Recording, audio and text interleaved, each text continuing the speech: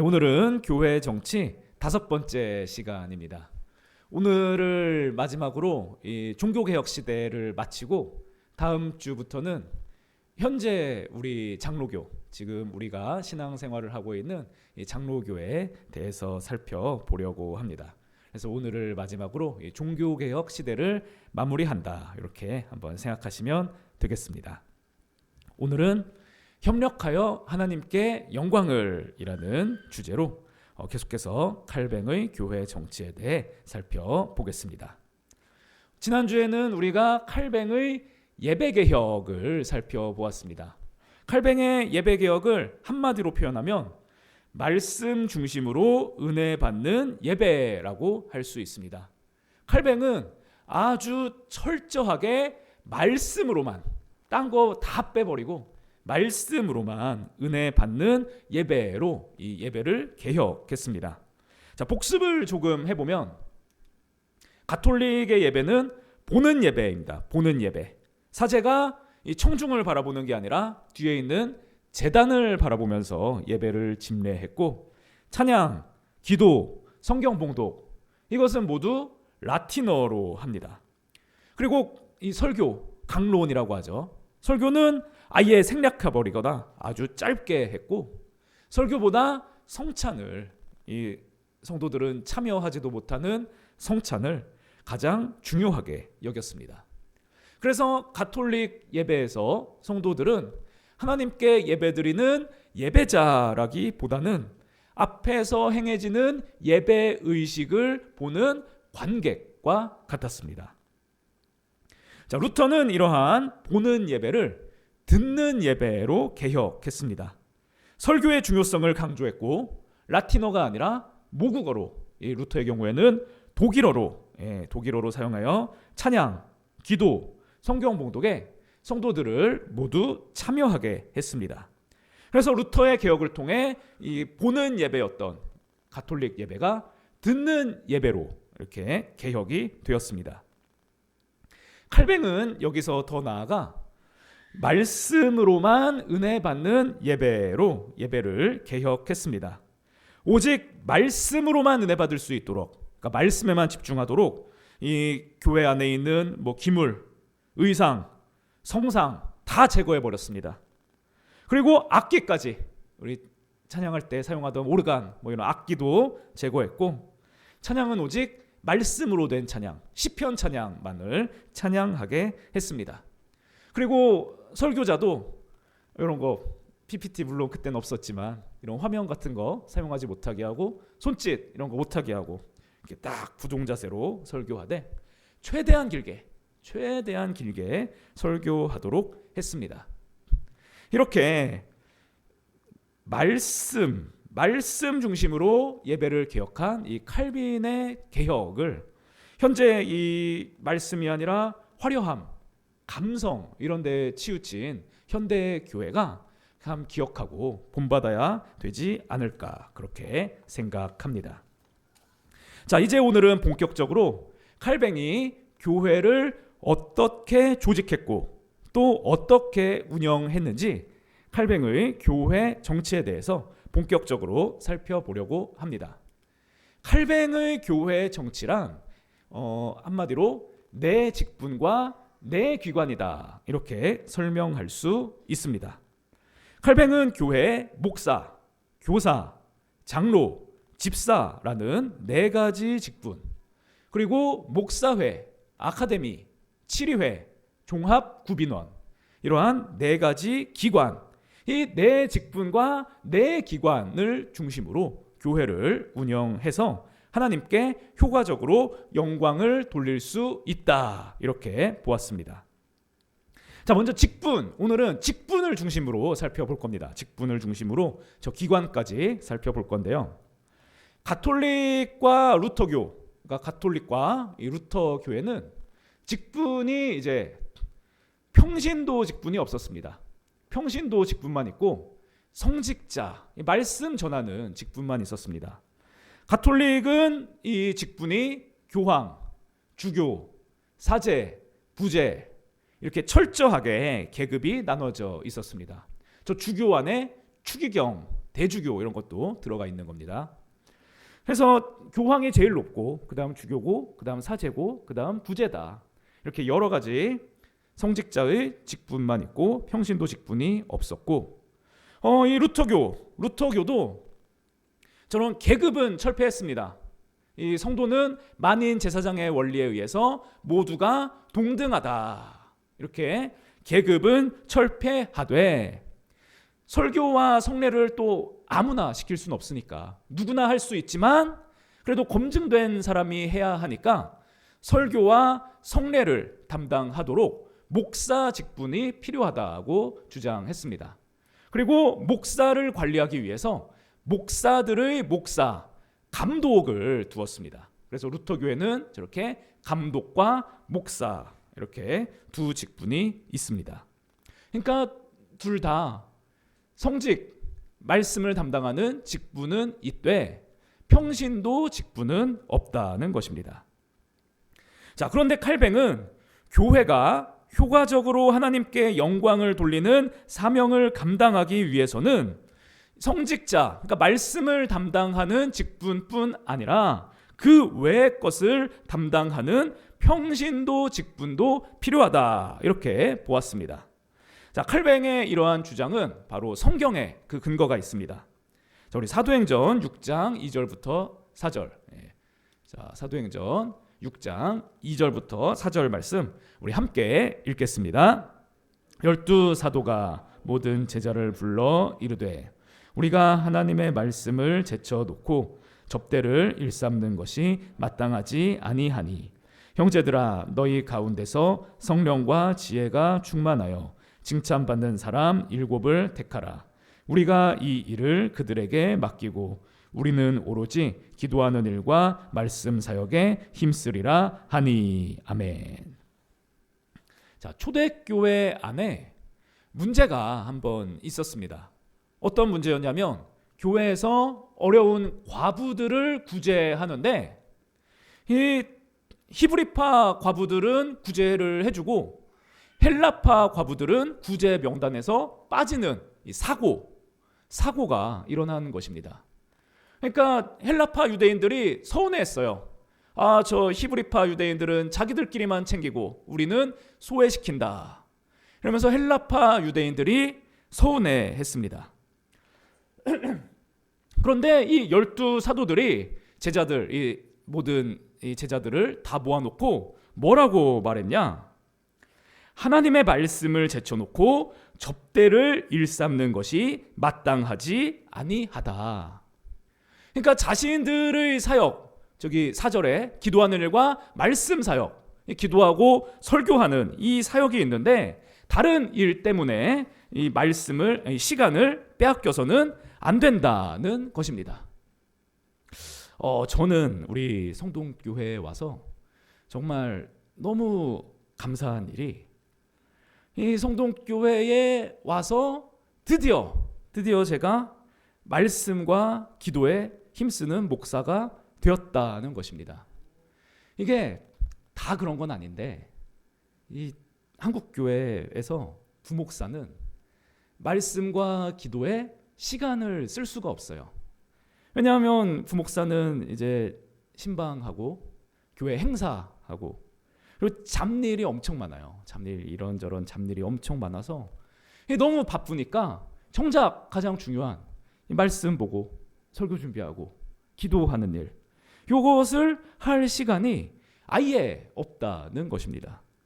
그래서 부목사 시절에 저도 그랬어요. 이 말씀 보고 기도해야 하는데 시간이 없다. 그래가지고 항상 우울했습니다. 그리고 우울할 뿐만 아니라 이게 정말 화가 나요. 분노하는 게 한국 교회 목사들이 이 말씀 보는 일, 이 설교하는 일을 너무 우습게 생각합니다. 제가 이제 부목사일 때 그 교회 원로 목사님이랑 밥을 한번 먹었어요. 둘이서 밥을 먹었습니다. 그런데 이제 부목사랑 먹으니까 원로 목사님이 저에게 좋은 말씀을, 그러니까 조언을 해주고 싶으셨던 것 같아요. 근데 그 목사님이 저한테 뭐라고 그랬냐면 목사에게 가장 중요하지 않은 것이 설교다. 이랬습니다. 제일 안 중요한 게 설교다. 이게 도대체 무슨 뜻입니까? 그 목사님은 그러니까 저한테 신방 많이 다니라고 한 겁니다. 이 목사가 사무실에 앉아서 성경 읽지 말고 무조건 나가가지고 성도들 돌보러 다녀라. 그러니까 그게 한국교회 수준인 거예요. 그분이 특이해서 이상한 사람이라서 그런 게 아니라 대부분 다 그렇게 생각하고 이 부목사를 그런 식으로 다 돌린다는 것입니다. 그러니까 계속 수년 동안 이 부목사 하는 거의 한 8년 막 이런 긴 기간 동안 계속 그런 삶을 사니까 제가 너무 우울하고 화도 나고 그래서 야, 이 목사 때려쳐야겠다. 한국교회에서 할 수가 없겠다. 이런 생각을 많이 했었는데 하나님께서 저를 너무 사랑하셔서 우리 성동교회에 보내주시고 제가 지금 일주일에 10번 설교하면서 말씀에 전념을 하고 있습니다. 그래서 이 기쁜 마음, 이 행복한 마음을 정말 금할 수가 없습니다. 그래서 우리 성동교회 성도님들께 제가 한번 부탁드리기는 앞으로도 제가 계속해서 말씀에 그리고 기도에 전념할 수 있도록 저에게 말씀과 기도 외의 일은 아예 생기지 않도록 말씀과 기도 외의 일은 다 사라질 수 있도록 그런 기도를 많이 부탁드립니다. 자, 어쨌든 칼뱅은 저 사도행전 6장의 이 말씀에 근거해서 말씀 맡은 자, 그러니까 뭐 성직자라고 부르는데 말씀 맡은 자가 하는 이 사역과 사역 외에 평신도 직분이 중요하다. 말씀 외에 사역을 담당할 평신도 직분이 필요하다라고 주장했습니다. 자, 칼뱅이 주장한 직분은 아까도 본 것처럼 이러한 4가지입니다. 자, 바로 목사, 교사, 장로, 집사입니다. 목사, 교사, 장로, 집사. 자, 이 직분들은 칼뱅이 그냥 자기 생각대로 정한 것이 아니라 모두 성경에 근거해서 저런 직분을 정했습니다. 자, 하나씩 지금 살펴볼 건데요. 먼저 목사와 교사는 바로 이 비상시에만 있는 직분을 의미합니다. 그러니까 사도, 이 사도는 예수님의 제자라는 뜻이죠. 그러니까 예수님께서 이 세상에 오셨을 때만 임명될 수 있는 직분입니다. 지금은 예수님께서 승천하셔서 재림할 때 오시기 때문에 더 이상 사도가 존재할 수 없습니다. 자, 그리고 선지자는 하나님의 말씀을 받아서 이 특별 계시를 받아서 사람들에게 증거하는 그런 직분인데요. 지금은 특별 계시가 완성되었습니다. 이 하나님의 말씀 성경으로 특별 계시가 완성되어 가지고 더 이상 성경 외에 다른 특별 계시가 없습니다. 그래서 지금 뭐 예언하는 사람, 하나님의 말씀, 직통 계시 받는 사람 이런 것은 없습니다. 존재하지 않습니다. 그래서 사도와 선지자는 앞으로는 이제는 존재하지 않는 비상 직분입니다. 자, 그리고 복음 전하는 자 있는데 복음 전하는 자. 이 복음 전하는 자는 바울처럼 아니면은 지금 이 시대에 선교사처럼 그 외국에 나가서 복음의 기초를 닦는 그런 직분입니다. 칼뱅이 살던 시대는 전 유럽이 다 기독교를 믿고 있었습니다. 그래서 칼뱅이 이 복음 전하는 자도 좀 지금은 필요하지 않다 이렇게 생각했던 것 같습니다. 대신 칼뱅이 저 복음 전하는 자는 아예 사라진 것이 아니라 나중에도 필요할 수 있는 비상 직분이다 이렇게 정했습니다. 자, 그리고 이제 목사와 교사는 통상 직분, 항상 있는 직분으로서 지금도 우리 교회에 필요하다 이렇게 말을 했는데요. 이 목사와 교사 이것을 또 한번 살펴보겠습니다. 먼저 목사는 무슨 일을 하냐? 칼뱅은 이제 목사가 설교, 성례, 권징은 이제 권선징악의 줄임말이죠. 선한 것은 권하고 악한 것은 징계한다. 권선징악, 즉 권징입니다. 설교, 성례, 권징, 신방, 기도 이런 일을 목사의 임무로 보았습니다. 자, 그런데 저 중에서 제일 중요한 임무는 뭘까요? 네, 맨 앞에 있는 거겠죠. 목사의 가장 중요한 임무, 바로 설교입니다. 그래서 칼뱅은 설교의 중요성을 강조하기 위해서 매주 금요일마다 제네바의 모든 목사가 성경 연구로 모여서 성경 연구라는 모임으로 모여서 성경을 공부하고 서로의 설교를 점검하도록 했습니다. 자, 제네바에 있는 모든 목사가 모였다 이렇게 말씀드렸는데 이때 옛날이잖아요. 옛날이라서 제네바라고 해봤자 사람이 그렇게 많지 않습니다. 당시 제네바의 인구는 약 15,000명, 그러니까 10,000명에서 20,000명까지 뭐 그때 이렇게 증가했다고 하는데 한 약 15,000명 정도였고, 제네바에는 교회가 3개밖에 없었습니다. 교회가 3개였어요. 성피에르 대성당, 성제르베 교회, 성제르맹 교회, 이렇게 3가지 교회가 있었고, 목사는 한 10명에서 12명 정도 왔다 갔다 했다고 합니다. 그래가지고 제네바시의 저 목사들이 매주 금요일마다 모여서 성경 연구를 했다는 것입니다.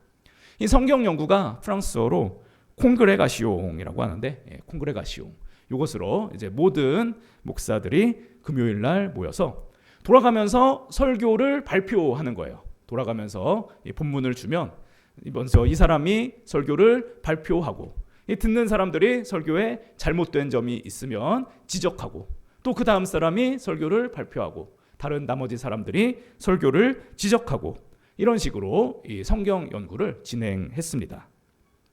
그런데 이 성경 연구의 특별한 점은 목사가 아니더라도 다 와서 참관을 할 수 있었습니다. 그러니까 목사들이 삥 둘러 앉아서 설교하고 지적하고 이런 일을 했는데, 이런 연구를 했는데, 이 시민들이 다 와가지고 그것을 보고 있었어요. 그러니까 만약에 목사가 설교를 하는데 너무 잘못된 얘기를 하면은, 그리고 너무 수준 낮은 얘기를 하면은 다른 목사에게 그것을 지적받았고, 시민들이 그것을 다 보게 되니까 이 망신을 당했습니다. 그러니까 이러한 성경 연구 때문에 망신을 당하지 않기 위해서라도 이 제네바의 목사들은 열심히 이 설교 준비, 이 말씀에 전념할 수밖에 없었습니다. 그래서 저 성경 연구가 목사의 이 신학 수준, 성경 연구를 계속해서 지속시켜주는 아주 훌륭한 기능을 했다, 이렇게 볼 수 있습니다. 그리고 이 성경 연구뿐 아니라 칼뱅은 목사들이 설교할 때 개인적인 사견, 그러니까 이 목사들 중에서도 설교 시간에 이 강단에 올라와 있으니까 좀 자기 하고 싶은 말 하는 사람들 있지 않습니까? 괜히 자기 하고 싶은 말 하고, 좀 누군가한테 불만이 있으면 좀 그런 얘기를 하고, 이런 이야기를 하는 게 있는데, 칼뱅이 그런 얘기, 이 성경에 없는 얘기는 절대 하면 안 된다, 이렇게 그런 것을 엄하게 금했습니다. 칼뱅은 목사를 종중의 종이라고 불렀대요. 종중의 종. 그러니까 종교개혁 시대는 아직 가톨릭의 영향이 남아있는 시대였기 때문에 이 목사라고 해서 어떤 권위를 갖고 있다, 이렇게 오해하는 사람들이 있었습니다. 그래서 칼뱅은 아니다, 목사는 종중의 종이다, 이렇게 표현하면서 종중의 종이니까 오직 이 성경 말씀에만 순종하고 성경 말씀에만 충성해라, 이렇게 설교에 충실할 수 있도록 지침을 준 것입니다.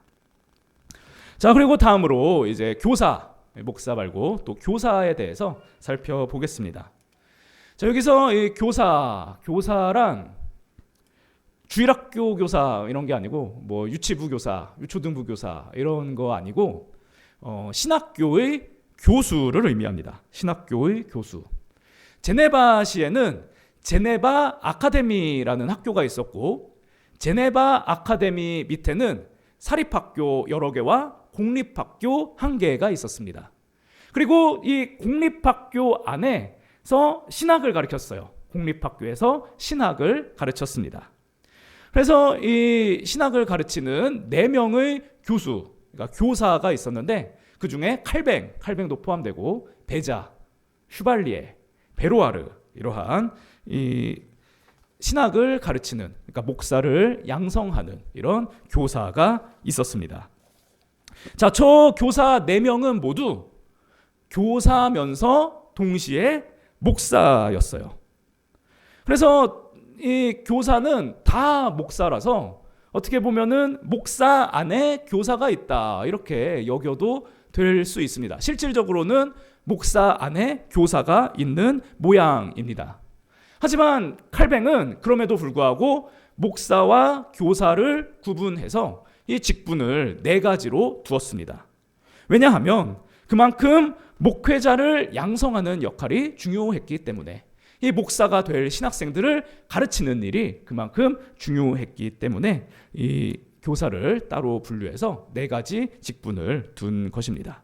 그리고 에베소서 4장 11절에서도 분명히 저 교사라는 직분이 기록되어 있기 때문에 교사는 따로 직분으로 존재하는 것이 성경적이다. 이렇게 칼뱅이 교사를 직분으로 둔 것입니다. 자, 그리고 이어서 이번에는 장로에 대해 살펴보겠습니다. 장로. 우리 사도행전 14장 23절 그리고 디모데전서 5장 17절 우리 2절 말씀 함께 읽겠습니다. 각 교회에서 장로들을 택하여 금식 기도하며 그들이 믿는 주께 그들을 위탁하고 잘 다스리는 장로들은 배나 존경할 자로 알되 말씀과 가르침에 수고하는 이들에게는 더욱 그리할 것이니라. 아멘. 자, 성경 안에 장로라는 직분이 분명하게 등장하고 있습니다. 그래서 칼뱅도 이 교회는 장로 직분이 반드시 존재해야 한다 이렇게 생각하며 장로를 이 4가지 직분 중 하나로 정한 것입니다. 자, 장로의 임무는 무엇이냐? 장로의 임무. 자, 저기 보시면은 사도행전 14장 23절 보시면 그들이 믿는 주께 그들을 위탁하고 그랬죠. 그들이 믿는 주께 그들을 위탁하고, 여기서 그들이란 예수님을 믿는 성도들을 의미합니다. 교인들. 그러니까 교인들을 장로에게 위탁한다. 이 말은 바로 장로는 교인을 다스린다. 장로는 교인을 관리한다. 이런 의미입니다. 디모데전서 5장 17절에서도 잘 다스리는 장로들을 존경하라 이렇게 말씀하고 있습니다. 이것은 장로의 역할이 바로 성도들을 다스리는 것이라는 것을 의미합니다. 그래서 장로의 임무, 장로의 여러 가지 임무가 있는데 장로의 가장 중요한 2가지 임무는 무엇이냐? 바로 권징과 신방입니다. 자, 아까 권징은 권선징악이라고 그랬죠. 권선징악. 이 성도들을 살피면서 선을 권하고 잘못했을 때는 말로 훈계를 해서 잘못된 것을 고친다는 것입니다. 장로는 목사보다 오히려 더 성도들과 가깝고 또 성도들의 삶을 살피는 그런 직분입니다. 자, 왜냐하면 아까 말씀드린 것처럼 목사는 설교를 해야 하기 때문에 목사에게도 권징과 신방의 임무가 있지만 최소한입니다. 목사는 꼭 필요한 권징과 신방을 담당하고 이 대부분의 권징과 신방은 바로 이 장로가 담당했습니다. 그래서 제네바의 장로들은 자신이 담당하는 이 성도들의 삶과 신앙 상태를 항상 살펴보고 있었다고 합니다. 그래가지고 늘 집집마다 이렇게 살펴보면서 저 집에서 우리 성도 집인데 시끄러운 소리가 나요. 그러면 올라가가지고 딱 보니까 남편이 아내를 때리고 있다. 그러면은 가서 권징을 합니다. 아내를 때리면 안 된다. 때리지 말아라. 그리고 또 계속 살펴보면서 야, 저 집은 사지가 멀쩡한데 일을 안 해요. 게으름을 피워요. 또 그 집에 가가지고 야, 열심히 일해야 된다. 그러면 안 된다. 이런 식으로 이 성도들의 삶을 살피면서 훈계를 했습니다. 그리고 훈계를 해도 듣지 않는 자들이 당연히 있었겠죠. 훈계를 해도 듣지 않는 자들은 이제 7위회로 넘겨서 성찬 금지 또는 출교를 할 수 있습니다. 제네바의 시민들은 다 신앙을 갖고 있는 이 성도들이었기 때문에 성찬 금지 이것을 굉장히 두려워했습니다. 출교는 뭐 당연히 말할 것도 없고 성찬 금지까지 두려워해서 이 장로의 권징이 아주 효과적으로 진행될 수 있었습니다. 자, 그래서 이 장로의 임무가 굉장히 중요하고 장로의 권한이라고 볼 수 없지만 어쨌든 권징을 하는 자리이기 때문에 이 장로를 아무나 세울 수는 또 없었습니다. 그래서 아까 제네바시의 시민이 15,000명이라고 했잖아요. 그럼 이 제네바시의 장로가 몇 명 있었느냐? 장로는 제네바의 시의원 중에서만 선출될 수 있었는데 그 숫자가 정해져 있습니다. 딱 12명. 장로의 숫자는 항상 12명이었습니다. 그리고 이 12명인데 1년직이에요. 1년직. 이 장로들은 딱 1년씩만 장로직을 수행했습니다. 그런데 연임이 가능해서 대부분의 장로들은 계속 연임하면서 최선을 다해서 직분을 수행했다고 합니다. 그러니까 이 장로가 뭐 쉬워서 아니면은 사람들이 관심이 없어서 연임을 한 게 아니라 장로를 맡은 자들이 최선을 다해서 정말 열심히 장로직을 수행했기 때문에 이 대부분의 장로들은 끝까지 은퇴할 때까지 다 연임을 했다고 합니다. 자, 그리고 이 제네바의 모든 목사와 장로들은 매주 목요일마다 7위회로 모였습니다. 이 7위회는 아까 말씀드린 것처럼 권징을 하는데 잘 안 듣는 사람, 말로 해서 잘 안 듣는 사람을 어떻게 징벌할지 결정하는 자리입니다. 여기서 한 그 목사들과 12명의 장로들 다 같이 모여서 그 안건을 다 처리했는데 이때 좀 이런 문제가 있었어요. 목사는 대부분 제네바 출신이 아니고 외국에서 온 사람들이 많았고 장로들은 다 제네바 출신입니다. 제네바 시의원이니까 제네바에서 나고 자란 사람들이 다 장로였어요. 그래가지고 이 사람들이 조금 그 갈등이 있었는데 그래도 칼뱅은 목사든 장로든 어느 한쪽으로 힘이 기울어지면 안 된다. 그래가지고 항상 함께 모든 걸 함께 정해야 된다. 그래가지고 목사와 장로가 함께 7위회를 통해 교회를 다스리도록 했습니다. 자, 우리 마지막으로 집사 살펴보겠습니다. 집사. 자, 디모데전서 3장 10절, 사도행전 6장 3절. 우리 함께 읽겠습니다. 이에 이 사람들을 먼저 시험하여 보고 그 후에 책망할 것이 없으면 집사의 직분을 맡게 할 것이요. 형제들아, 너희 가운데서 성령과 지혜가 충만하여 칭찬받는 사람 7을 택하라. 우리가 이 일을 그들에게 맡기고. 아멘.